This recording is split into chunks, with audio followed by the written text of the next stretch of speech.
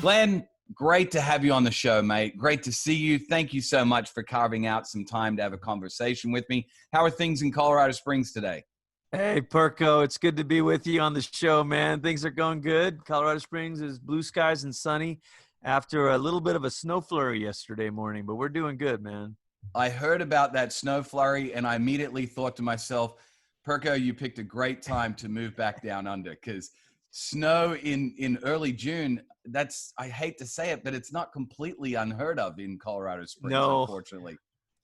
Unfortunately, it's not, but it blew in and out very quickly, man. So we're enjoying some good weather now, and people are getting outside. It's fun. We miss you around here, though, man. We miss the legacy of your work here and all that. Man, I miss I tell you right now, I miss the relationships the most of other leaders like yourself in the Springs, and the people that were at our church, and just great friendships that we were able to develop in our time there. So we miss it as well. Well, listen, I want to give people a little behind the scenes view of Glenn Packiam and some of his likes and dislikes, that kind of thing. And we'll get into more formal introduction of who you are in just a moment. But for the sake of a little bit of fun, we have a little segment at the beginning of the podcast called 60 Seconds with Perko. I'll give you a couple of options. You have to pick one or the other, and gives people a little bit of insight into who you are and how you tick. So first question, coffee or tea? Oh, man, both, but coffee in the morning. Okay, coffee in the morning, but you're a tea lover as well. Tea in the afternoon. That's kind of what I do. Coffee in the morning, tea in the afternoon. Love that. Apple or PC? Oh, Apple all the way. Okay, I knew we were good friends. Beaches or mountains?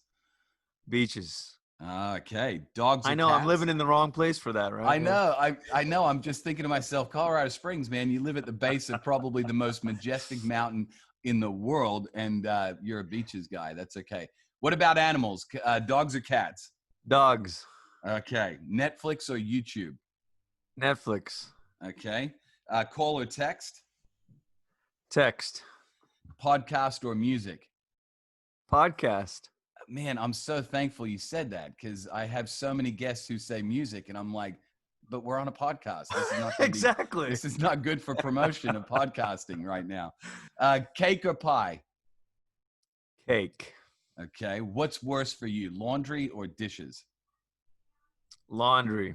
Okay. I do the dishes almost every night. That's kind of my thing. Okay. And Holly, she's good with the dishes, with the laundry then? Yeah, she owns the laundry and I own the kitchen dishes. Okay, good deal. Hamburger or taco? Hamburger. Okay, favorite, this is an add-on. I'm just going ad lib here. Favorite hamburger joint in Colorado Springs then? I want to hear what your response. Oh, listen, we are a few weeks away from having In-N-Out here, which is that famous California chain. But let's say, without In-N-Out, we'll go with Smash Burger. Okay, Smash Burger is a good one. Passenger or driver? Passenger. Really? Okay. And then at the movies, are you a lollies or a popcorn guy? And lollies, candy, the translation. Yeah. I love that. Popcorn, man. Okay. Saver or spender? Probably a spender, if I'm honest. Okay, that's good. Does Holly balance that out? No, we both have to work hard at the saving side. Okay. We'll pray for you guys. That's all good. Yeah, please. City or countryside? Gosh, to live, it has to be city. To retreat, country. Yeah. Yeah. Okay, I like that. Shopping online or in a store? Online. And do you rather work alone or on a team? Team. Okay. Pen or pencil? Pen. Okay. All right. Well, that's a little bit of Glenn Packiam. For those that have never met Glenn or don't know who he is, I would love it, Glenn, if you would give us a little bit of your story. Because, I mean, you live in Colorado Springs now, but your family's originally from Malaysia, which is not far from where I live nowadays. And you've journeyed a lot of different places in between. Give us a little bit of your story. And I would love to hear some of your education and kind of ministry background as you share your story, mate. That'd be great. Sure, man. Yeah, I grew up in Malaysia, right outside the capital city of Kuala Lumpur. Many of my friends went off to uni in Australia, but when I was 10, my parents, our family moved from Malaysia to Portland, Oregon. My parents went to a small Bible college in Portland, Oregon. We lived there for 3 years, and then we moved back to Malaysia. I kind of finished out my high school years there, but I was locked into like an American high school or curriculum sort of thing that I was doing, almost like a homeschool thing, but it was distance learning with this American school. And so you were tracking with the American school system and even year as well, the dates and things like that? Once we got back, because it was, I was in standard 4 or whatever when I left Malaysia, but then once I got into the American system, I stayed with that, did my high school years, took the SAT and all of that American stuff, and knew I was going to go back to the States to go to college. So January of '96, I went back to the States, this time by myself, and went to Oral Roberts University in Tulsa, Oklahoma, which, it's got good, bad, and ugly associations.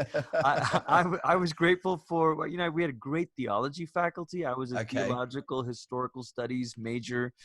I was also very involved with praise and worship and was helping with the chapel services. Made some of my lifelong friends there, met my wife there. So great experience, but we definitely I was also introduced to some prosperity gospel type stuff, which I didn't, in Malaysia, I knew the Pentecostal thing. I knew the charismatic thing. I didn't really know the prosperity thing until I got to ORU. ORU. Okay. Yeah. So graduated from there, started a master's in management, which I would then complete after moving to Colorado Springs. But I moved to Colorado Springs in August of 2000.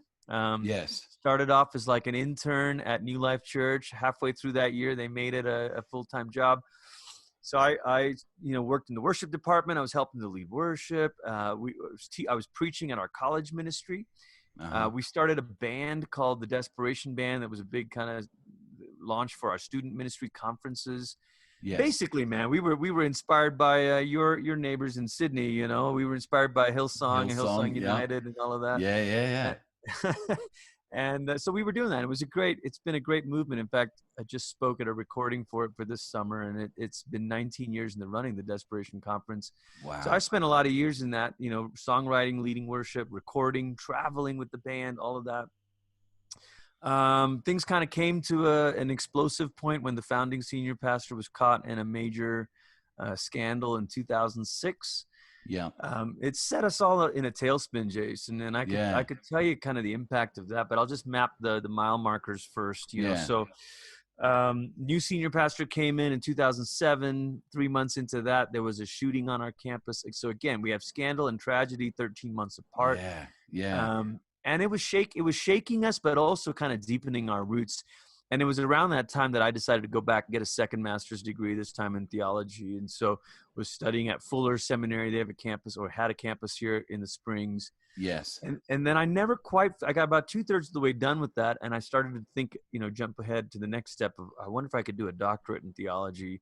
Started exploring some programs, found one at Durham University in the UK that actually made an exception and let me kind of bundle my undergrad and my master's in management and my work I'd done at Fuller. And they said, well, we'll let you in if you can apply and write a good proposal. So I gave it my best shot, and I must have tricked them because they let me in. And that's awesome. So that was about a 5-year process, long distance of go over to the UK a couple times a year. Do some intensives, that kind of thing. Do some intensives, and then Skype my supervisors, and I research on my own, write on my own, and was able to defend that dissertation and receive the doctorate in the summer of 2018, man. So that's been fun. Good. So good. And all along that way, my role at the church changed. In 2009, I began doing less music and more teaching and preaching. In 2012, we started New Life Downtown. We became a church that has multiple congregations all around the city. So now I serve as associate senior pastor, and I help look after all of our offsite congregations to do some leadership development for our pastors and all of that. I just figure you stay around at a church long enough, they keep inventing new roles for you, I used to always tell people, it's not that I have some sort of special gifting or special talents. I've just been here the longest. So that's the only reason why I'm in charge of something. I've just been here the longest. Right. And they keep saying, well, you've got, history here, so you probably know what's going on. And so there's probably a lot of other people on the team that are far more talented and gifted than me. I know that's true for me. Yeah. So, Well, Glenn, we got to know each other while you were or still are in your role at New Life Downtown, and connected on some projects together as it relates to this kind of city gospel movement that back when it all first started, we didn't even know, I didn't even know that term until like 2 or 3 years in, and people were like explaining to us, hey, this, your city gospel movement that you got going on in the Springs. I was like, explain that concept to me, because if that's what we got going on, I'd like to know the category it's in. So that's fantastic. But man, you said something one time in a meeting that was so powerful, and I know you've given credit to other people who probably said it before you, but you said, that over church history, there are a couple of things that unite churches, kind of trends that have united churches over church history. It's prayer and care for the poor. And so I just have appreciated that insight so many times when I've been in meetings or encouraging other city leaders and church leaders in other places who have seen what happened with the 'Cause I Love You movement in the Springs. I've said so many times, I'm like, hey, maybe just start with rallying around prayer and care for the poor. I stole it from you, and I would tell people, so thank you for that gift, man. I really appreciate it. Well, I told you this, but I stole it from, I think it was the Catholic something in London. I was at an Alpha conference in London, and I heard, this Catholic church leader saying to the Archbishop of Canterbury, the Church of England guy, and he said, look, we disagree about lots of stuff, and our history shows that we used to kill each other, that kind of thing.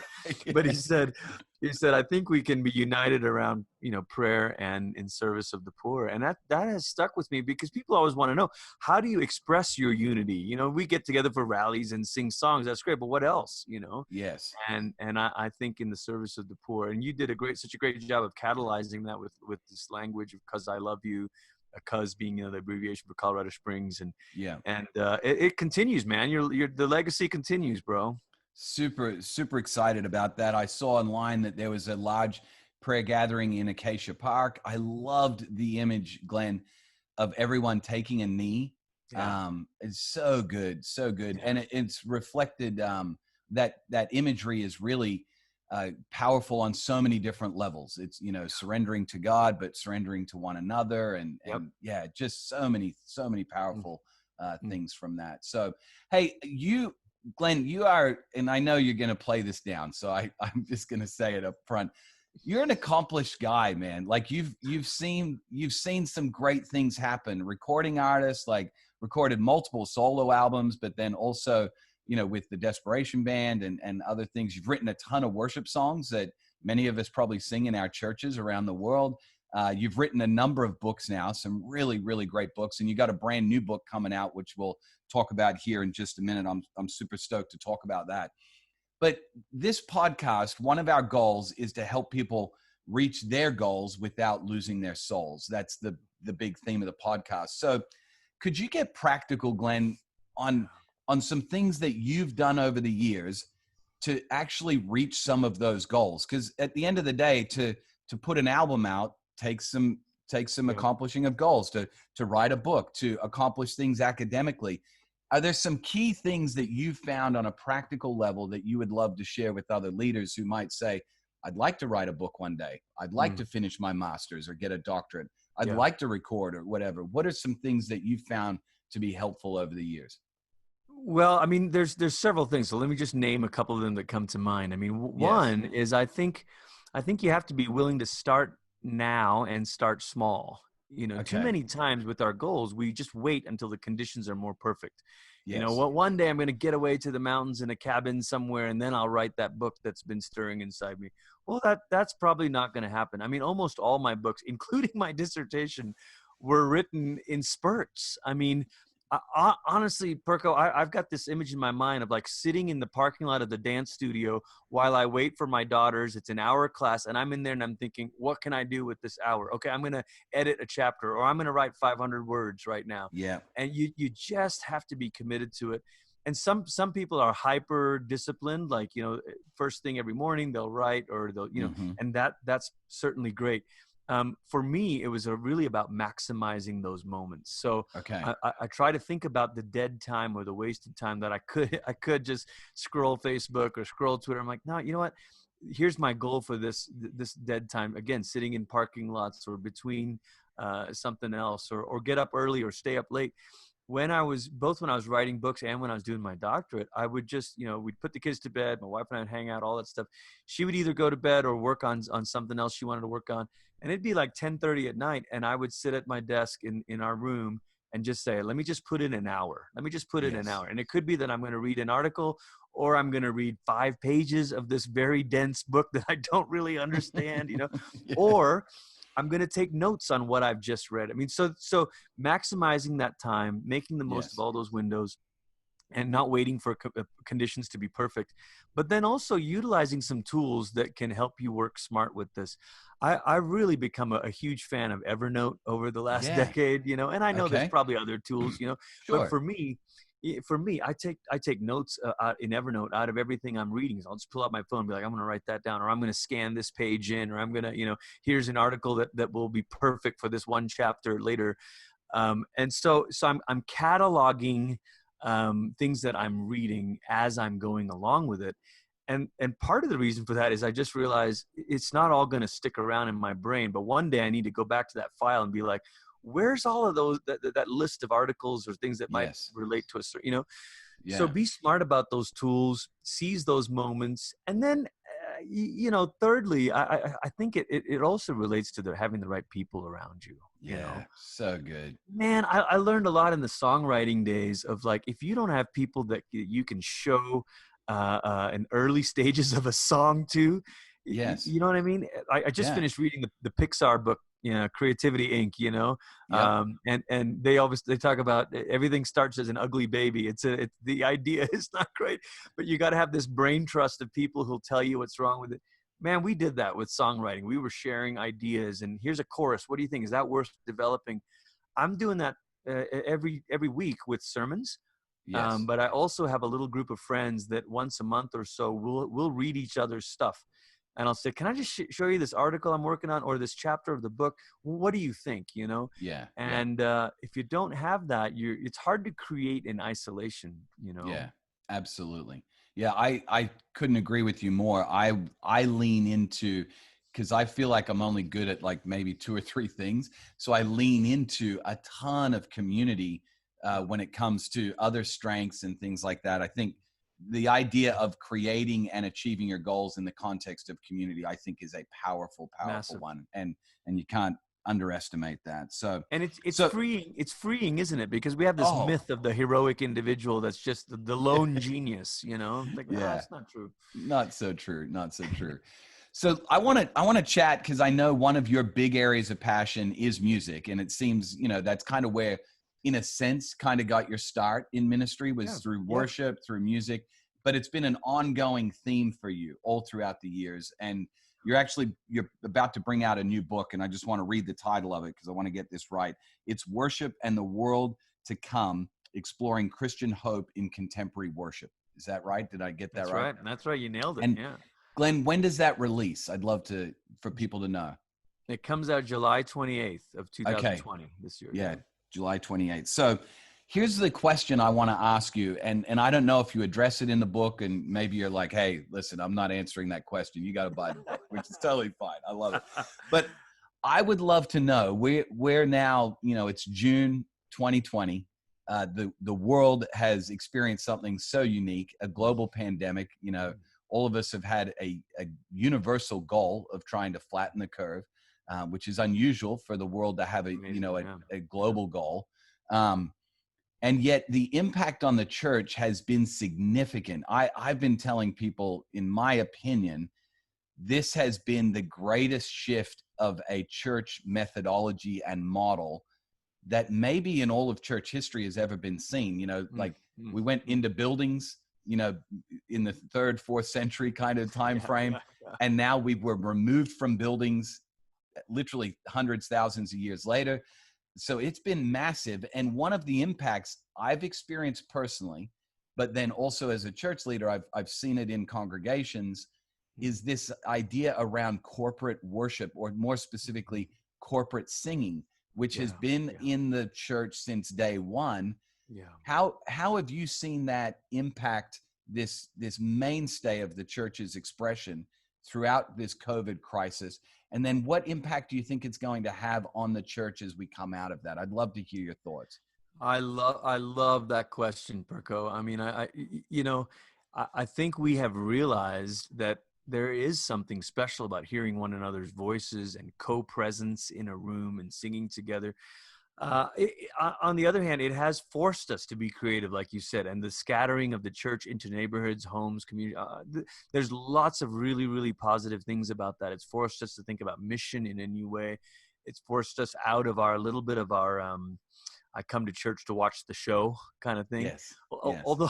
Although people staring in front of their screens, there's also another, I come to my living room to watch the show, or I come to YouTube to watch the show. Exactly.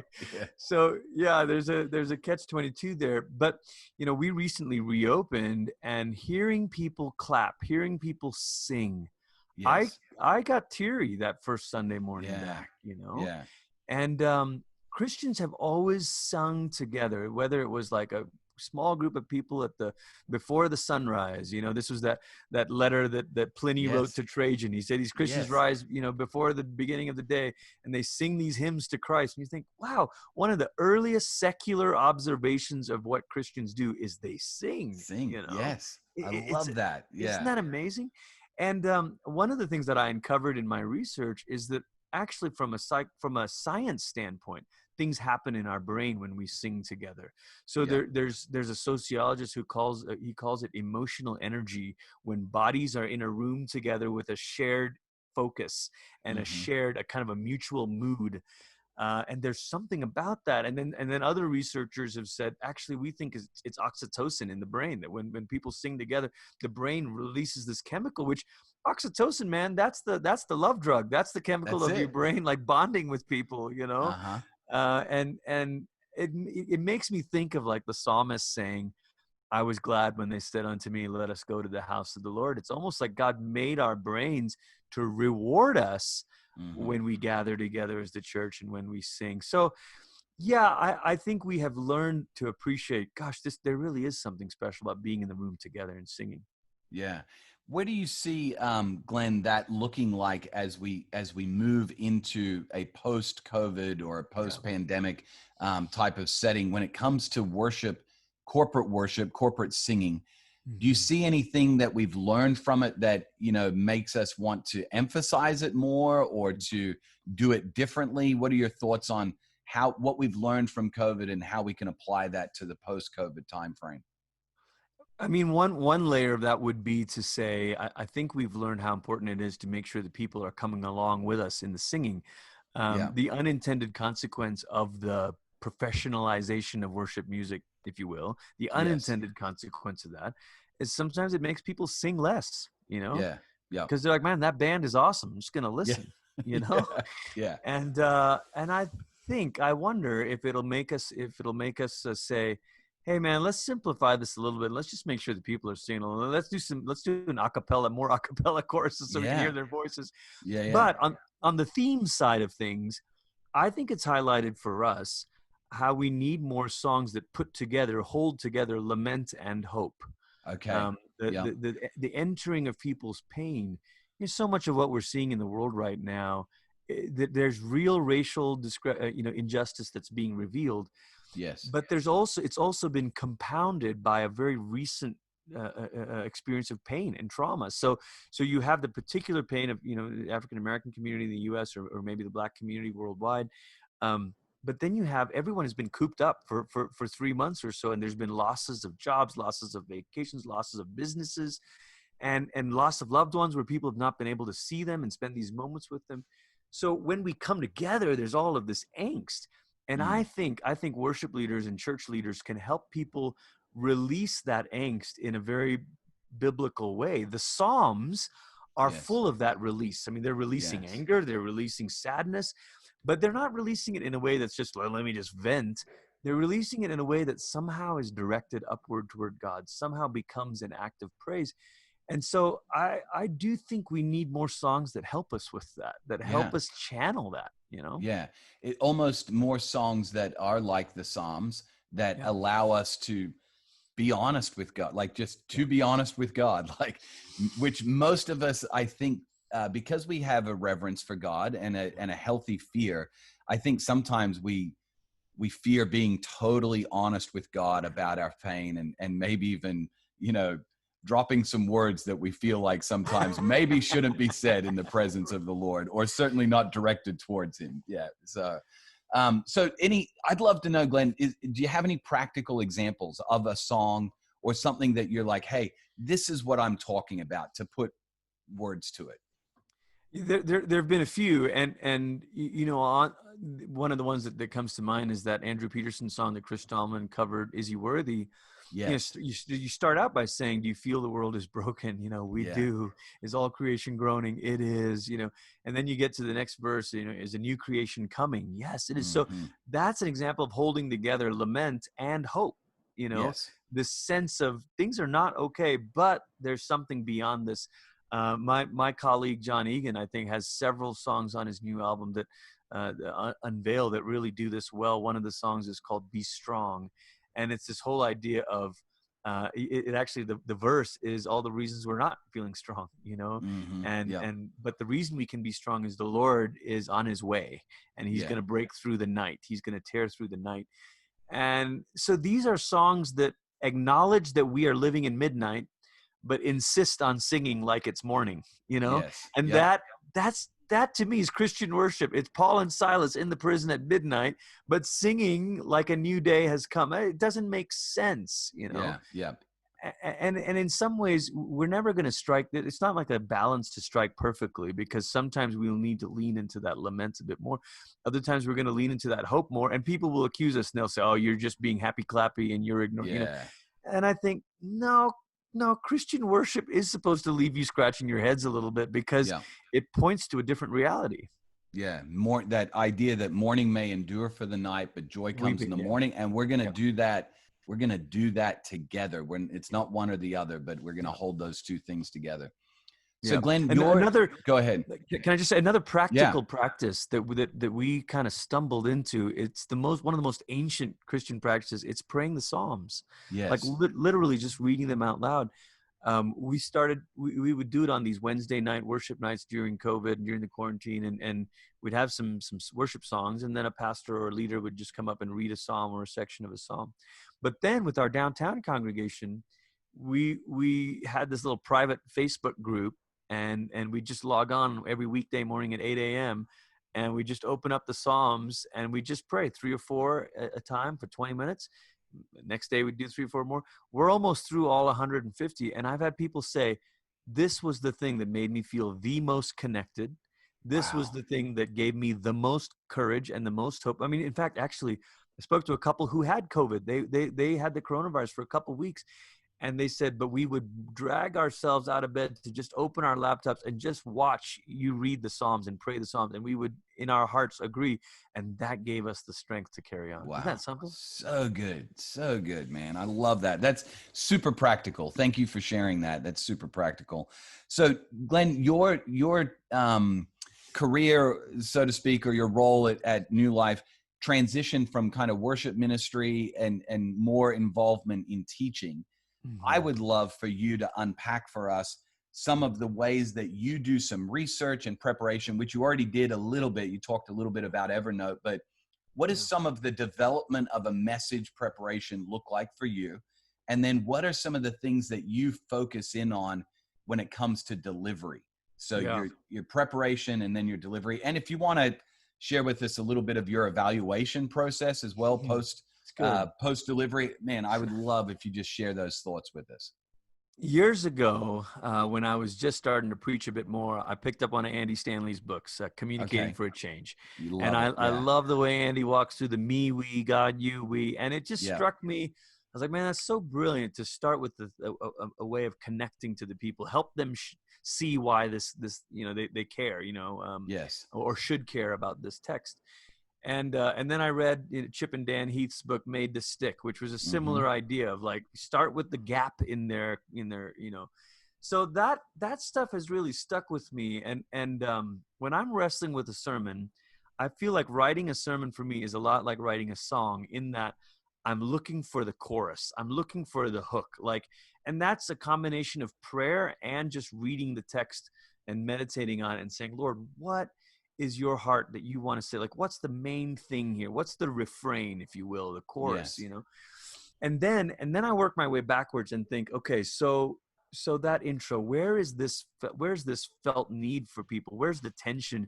And I spell it out, the way I think through it is sometimes it's a question they can't name, like, why doesn't God answer my prayer? Sometimes it's a tension that they can't resolve. Like, should I lament or should I hope? Is God good or is God, a tension I can't name, a question I can't name, a tension I can't resolve. Sometimes it's a fear that they can't face, and so I'm thinking about that, and sometimes pulling from current events.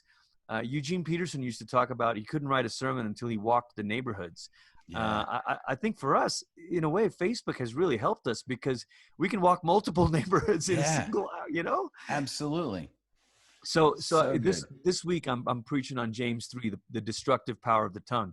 And I'm going to talk about how our words are setting fire to the world right now. And how we, you don't have to, James 3 is not a strange text right now. You're like, oh, I see it every day. Yeah, that's so good. So I think about that tension up front. Then I think about the text, and that the second movement of the sermon to me is the world of the text itself. So what's really going on here? And so this is where I'll in my study, I'm pulling from some commentaries or from some background stuff, and I'm pulling from and trying to help people put themselves in the world of the text, but also to imagine, where are you in this? Are you the Pharisee? Are you the prodigal? Are you maybe you're all of these characters.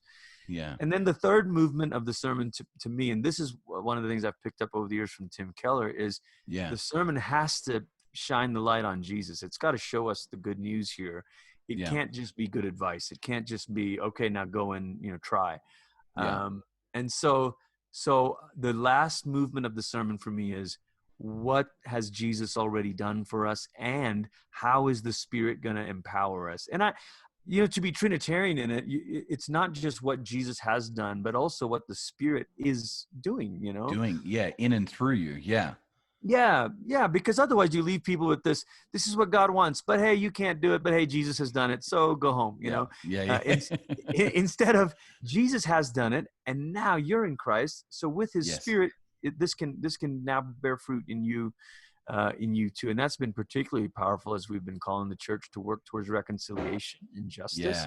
It's not enough to say, look guys, Jesus did this. We have to also say, and the kingdom work continues through us by the Spirit. So those three movements, I call it attention/tension. Yes. And then I call it text/participation. And then I call it gospel/invitation. Those are my I love it. Yeah. Dude, I love it. I think it was Billy Graham that used to talk about holding the Bible and the newspaper together in preparation, which is similar. Our version of the newspaper is social media. And so it's holding the scripture and social media in your hands as you're prepping. I love that, Glenn. So good. When it comes to, and you kind of touched on this in delivery, but when it comes to delivering the message on a Sunday or whatever day of the week you're preaching, I love the fact that we're preaching now on all sorts of days. Right. And people think we're preaching on Sunday morning, but little do they know it was actually Thursday afternoon. So are there ways or things that you focus on in delivery as you move through those three movements that you just outlined? There are a few things. I mean, I'm a fan of Aaron Sorkin, the writer. I love The West Wing. I love shows that he writes. Yeah. And one of the things Sorkin does so well is the cold open, that just drop you in. And I'm kind of a fan of that. So sometimes I'll say a few opening words and then I'll pray, just so after the prayer I can have a cold open. Open. And I just love it. And, so I'm thinking about getting people interested right away, rather than open your Bibles to, nothing wrong with that. But again, there's a drama to this that I want people to feel. The other part of delivery that I have to work on the most is telling stories that help them imagine this in their world. I really have to work the hardest on that, because I could tend to be linear and just tell you all the things the text is saying. So in delivery, there's a cadence to me. There's a cadence of your voice. There's a cadence of storytelling. And if the sermon stays at the same clip, it gets the whole time, right? yeah, Right. yeah, So there's times to kind of ramp this up, and then there's times to sort of bring it down. And you don't want to do that in an artificial way, but you also yeah. need to sense those moments. And stories are great ways to let it breathe. So Mm-hmm. for me in my delivery, the text is like I'm hitting you with a concept, and then maybe it's a paradigm shift. Yeah, And then we need to kind of, let's take a little break, and then let's yeah. tell you a story. Give your brain a chance to process what's Process just been that. said. Yeah. Exactly. Yep. And give your brain, I think, a little bit of time to connect the concept with some emotion. So Yeah. it's not just truth, and kind of all cognitive, but it now bring the emotion through a story to kind of drive home that. I love that. Evaluation, Glenn, do you have a system that you use, or are you like, man, I don't like to watch myself, I don't want to listen to myself, or I have a team of people? What does that look like? I would say in the early going, I would watch it more often, and I would look at my body language. People would tell me too, though. They'd be like, you're blinking a little too much, or you're Yeah. squinting, or you're slouching, or you're, Yeah. slumping in the chair. And but now mostly what I do is I just talk to the kind of our trusted folks around me, like, how was that? Did this come Yeah. across okay? And Yeah. my wife is one of the best truth tellers in my life. Yeah. And usually for me, I'm watching tone. Like, did I come across angry Angry. with Yeah. that? And so I'm always looking that the toughest part of the sermon needs to be where I'm most tender. Yeah. Yeah. Like the hardest words need to be said with the greatest amount of compassion and tenderness. And so I'll sometimes go back and watch that and be like, how did that come across? Like Yeah. recently, Yeah. talking about race and where we need to search our hearts and where we need to listen to I went back and watched those few minutes of the sermons to be like, how did that come off? And across. how could Yeah. that have been better? Yeah. No, it's good. Glenn, over the time that I've known you and conversations that we've had in different settings and meetings, and then even just kind of speaking of social media and the newspaper, following along in your journey a little bit, I sense you have a deep appreciation for church history and the history of Christendom, but yet you have this real passion to bring the truth to life in our current culture at the same time. I'd love to know some of the things that you really value from church history, and yet how you hold those things in tension, in the modern day, because the church has evolved over the years, but there are some things that I think maybe in our version of evangelicalism and Christianity today that we've lost some practices in the past that are like, man, they were so valuable. There was a reason why they came up with those, and they were practicing those. And how do we hold those things in tension? I'd love to hear your thoughts on that. Well, I think, C.S. Lewis talked about, the value of learning or reading history is it's the only thing to compare the present against. So if you don't want to be a prisoner of the moment or, fall prey to the tyranny of trends, the only thing that we can judge our moment by is the moments that have gone before. Obviously, we can't judge it by what's to come. We don't know what's to come.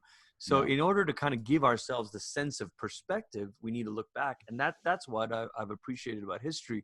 But we can make the mistake and look back with a sense of nostalgia. The early church, they just, I hear this a lot in my own tribe, with charismatic churches, where we need to get back to the book of Acts, Yeah. and I want to be like, the book of Acts happened in about 5 cities over about 30 years. Like, if we compiled our greatest hits and greatest testimonies, it would sound like that too. Yeah. Yeah. And there are some things, by the way, in the book of Acts that I'll be honest, I don't want to go back to, because they were outcasts, man. They were, we think we have it tough. We have nothing no clue. Yeah, nothing. Exactly. So we don't want to romanticize the past or do this out of nostalgia, right? But one of the things I think we can learn, particularly, is what practices did they do that prepared them for the persecution and the difficulties that they went through. So one of the things I think about is the Lord's table.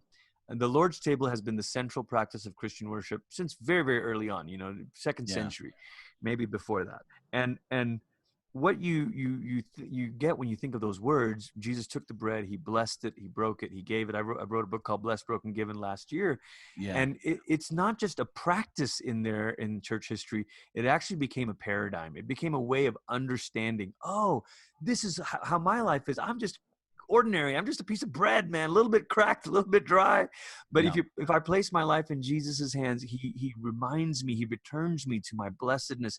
He breaks me open. Even the pain in my life can be a moment of him breaking me open, and he's giving me out for the life of the world. So people begin to understand as they're coming to the Lord's table, they're like, oh, this is what Christ did for us, number one. And two, this is what we become as individuals and as a church.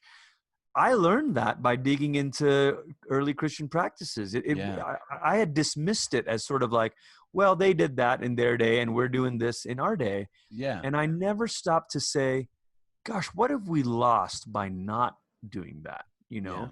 Yeah. And I think, well, we've maybe lost the chance to have this paradigm embedded in a practice, you know? Yeah. And it really also confronts, you know, we were joking earlier about the consumeristic thing. Yeah. Man, bro, we're in a world where sitting down even with a family for a meal is a rare thing, you know, in our society.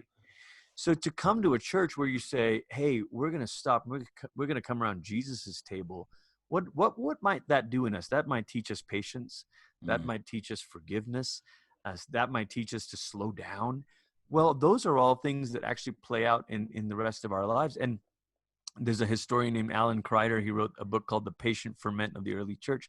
And he says Christians were prepared for persecution by the patience that they learned in gathering at the Lord's Supper and the Lord's table together, you know. We have 4 kids trying to feed everybody. It takes a lot of patience, you know. But imagine 50, 30, 40, you know, whatever. So these are things that we learn when we glean from church history. And the final thing I'll just say about this is, sometimes people want to use the exact language of the liturgy and to say, this is what the prayer we prayed for 1,000 years, we can't, you know. And some of that matters. I get that. The creed, the Lord's Prayer, that's beautiful. But actually, I'm more concerned that people learn from the logic of the liturgy than that they use the language of the liturgy.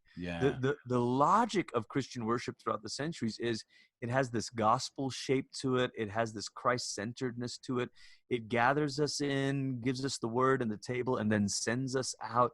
Those are some movements that I'm like, man, I want to think about that. I want to think about how our church services could learn from that. Yeah. And it's interesting that oftentimes when people have focused on the language of it and not the logic, they missed the logic altogether. Like they missed the model and the paradigm. Like they got the language down pat. You know, I grew up playing cricket in private schools here in Australia, and we would go to these boarding schools, and we would, you know, cricket's a game that lasts for multiple days. And so we'd have to stay for the week, play in the afternoons, but spend the night in the boarding houses. And they would get up and they knew the liturgy. Like they could recite things, prayers, all sorts of stuff. And yet, man, when I hung out with them on the cricket field, it had not impacted their life whatsoever. And by the way, I'm not throwing anyone under the bus. Back in those days, it hadn't impacted my life either. I was just as bad as anybody else, so, and still am. But my point is that sometimes the focus on the language misses the logic. And exactly right. Yeah, it's so good. It's exactly right. And I've had people say to me, you know, I grew up in Catholic school or whatever, or examples of similar to what you're referring to. And they're like, we used to say all those things and these prayers of confession, but I never understood what it meant. And it had no connection to my own faith. And that's where I think if we learn from the logic of it, we can say, you know, I don't care if you put ashes on your forehead for Ash Wednesday or not, but I would like to invite you into a moment of confronting your mortality. And I would like to call you into a moment of repenting for our participation in sin, even a kind of collective, you know, social dimension of sin. Those are rare invitations. So I'm less interested if you go through the exact things, but miss the spirit of it, you know? Yeah, absolutely. Glenn, when you think of some of those practices and things on a personal level, let's move away from more of the corporate church level, but on a personal level, I know from just having conversations again and kind of tracking with you, you've accomplished a lot of things when it comes to, you know, academia, songwriting, you know, book writing, all that kind of stuff. but you also have some rhythms and practices personally to help you stay grounded. And what we refer to on the podcast is soul care. And the way we define that, it's a working definition. We basically say it this way: it's tending to the garden of your inner life. And so what are those practices? What are those rhythms that you feel like have been a priority to you to help you tend to the garden of your inner life? And I'd love for you to kind of unpack, because I know one of the ones that I've noticed is spiritual retreats, and even retreats of silence. Unpack that, because I don't think that that's commonplace in a lot of people's lives. Well, it's been a journey of discovery for us over the last 10, 12, 15 years. And each time, we're going deeper on a layer, or finding apps that help with certain things. And I'll mention some of that as well. But about 10, 12 years ago or so, my wife and I started doing like an end of the year prior to, right before New Year's, after Christmas. We'd go away for 2 or 3, maybe 2 nights. And we would reflect on the year gone by. And then over time, we began to realize, what we're doing is we're doing this Ignatian practice of the prayer of examine, but we're basically applying it to a year. And the prayer of examine is this: you settle into God's presence, you begin to offer him thanksgiving, and then you kind of replay. And the examine is meant to be like you replay the day, but you could do this over a season. You go away on a retreat, replay the last quarter or the last few months, the last year. And as you're replaying it, ask the Holy Spirit, say, where were some of the moments where I joined you in your work and I was really in sync with you, and then give him thanks for that. And then you say, well, where were some moments where I really missed it? And I was, and so for me, an example of that is I might get to one of these retreats and think, I have been so distracted at home in the evenings, and I've not been present with my kids. I need to change something about that. So I'm starting to journal this, starting to make note of that, offering that to the Lord. Lord, help me. Then connect that with another tool called the rule of life. The rule of life, Saint Benedict, 5th century in Italy, they kind of adopted this in the Benedictine monasteries. And by the way, all of the upheaval in Europe throughout the Middle Ages, even before there were churches throughout Europe, there were monastic communities. And it was these practices that gave a sense of stability during a context of a lot of disruption. Anyway, there's many versions of the rule of life. Lots of people have written on it. But some version of saying, Lord, in all of the areas of my life, my work, my rest, my relationships, my physical, health, all of that, how can I build in practices that help me cultivate, I like the way you said it, tend to the garden of your soul, of your inner life. And that move, that second part of the retreat for my wife and I, that was the game changer, because then it wasn't just reflecting on the past year and thinking about a word for the year ahead. It was putting very specific practices. And so we would say things like, let's make sure our morning reading is something like, and we would each have our own version. My morning reading would be this, her morning reading would be that. Let's put in a monthly time with friends, because we're in ministry and we're only seeing the people who want to see us, but we're not seeing the people who we want to see, Every pastor knows about that. How could we schedule time with friends where there's real mutuality in the get-togethers?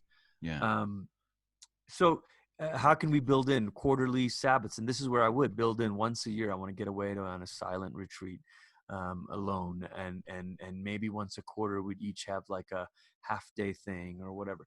So once that got in our rule of life, then we'd turn it into the calendar. We'd say, okay, where can we put this in the calendar? Yes. Because, man, and this is sort of where, maybe it's like St. Ignatius meets Michael Hyatt or something, where if you don't put it in your planner, it's not going to happen, And leaders, sometimes we have good intentions, but man, it just doesn't, it gets crowded out by the urgent and by the crisis and all of that. So, I love, Glenn, it's so helpful, mate. Thank you for putting it into some really practical terms. Because, I think it was Scazzero that talks about the rule of life being kind of a trellis that we're hanging things. It's a structure that helps to fortify things. And you just put it into very practical terms of how to actually build the trellis or build that rule of life with your spouse. And man, this is so helpful, Glenn. So helpful. These are some things that I have found. I have not been on the journey as long. I've been practicing some of these things about 4 or 5 years, which is why I always refer to them as practices, almost like a medical practitioner who you go and see and they say, well, let's try this. You know, they're just practicing on you to figure out what is the thing that's actually wrong with you. They're practicing. And that's kind of what I feel like with these things called practices, is that we're just building on them and seeing what rhythms and practices work for you in your world. So helpful. So thank you.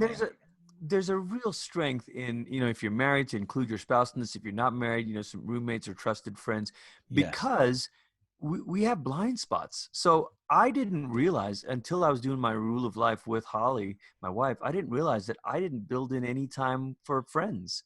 And I realized that one of my dysfunctions, and this is on Scazzero's checklist in emotionally healthy spirituality, of one of the checklists of signs of an unhealthy spirituality, is you tend to deny yourself even the good gifts that God wants to give you.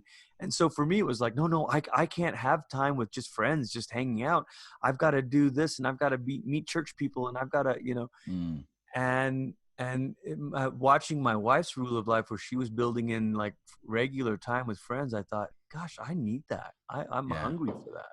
Yeah, that's so good, man. I love how God, again, allows community to be the thing that builds into our lives and helps us, I think, discover more about him and more about ourselves. I think it was Calvin who said, you know, to really know God, you must know yourself. And so I think that others can help us really understand ourselves, be more self-aware in our pursuit of knowing God more. So good. So good. Glenn, mate, I can't thank you enough for carving out an hour or so of your time to have this conversation. Thank you, man, for your friendship. Thanks for just sharing some of your thoughts with us today and being super authentic and vulnerable about your lessons and things that you're learning. I so appreciate your time. Thanks, Perko. Always a pleasure, man. Good to see your face. Yeah, likewise. Have a great rest of your day. You too.